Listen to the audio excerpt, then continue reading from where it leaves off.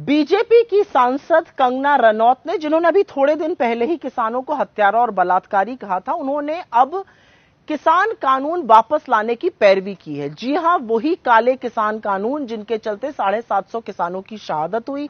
उनके स्टेटमेंट के बाद आक्रोश हुआ, लोगों ने उस पर गुस्सा दिखाया, तो उन्होंने माफी मांगी और कहा मैं खेद व्यक्त करती हूं, अपने शब्द वापस लेती हूं।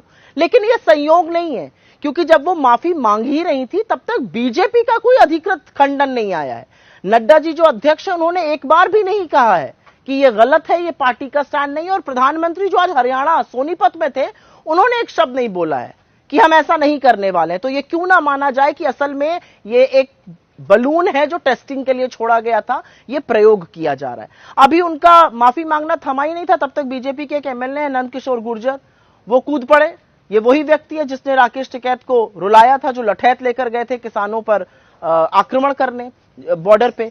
वो कहते हैं बिल्कुल आने चाहिए किसान कानून वापस। अभी लोग इन्हीं से निपट रहे थे, तब तक तो हरियाणा के पूर्व मुख्यमंत्री मनोहर लाल खट्टर ये कहते हैं कि जो शंभू बॉर्डर पे लोग बैठे हैं वो किसान थोड़े ही हैं, वो तो मुखौटा पहने दूसरे लोग हैं। मतलब ये है बीजेपी का असली चाल चरित्र, चेहरा और डीएनए, जो किसान विरोधी है, जो रह रहकर छलक जाता है। कोई इस देश में भूला नहीं है कि नरेंद्र मोदी के दिल्ली में रहते और खट्टर जी के बीजेपी की सरकार हरियाणा में रहते किसानों पर आंसू गैस के गोले छोड़े गए, किसानों पर उन्हीं के बेटों से लाठियां बरसवाई गई, किसानों के रास्ते खोद दिए गए, कीले गड़वा दी गई, सीमेंट की चट्टानें लगवा दी गई, किसानों को आतंकी, मवाली, गुंडा, न जाने क्या क्या कहा गया। यह भी तोहमत लगाई गई कि उन पर बाहर से फंडिंग आ रही है। यह भी कहा गया, यहां तक कहा गया कि उनके ऊपर एनआईए के मुकदमे चलाए जाए, और चलाए जा रहे हैं।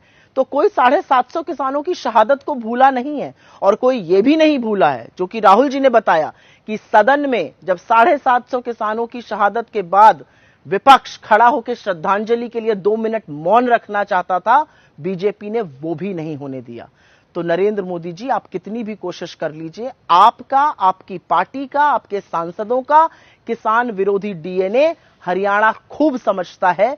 वो हिसाब भी मांग रहा है, वो जबरदस्त जवाब भी देगा।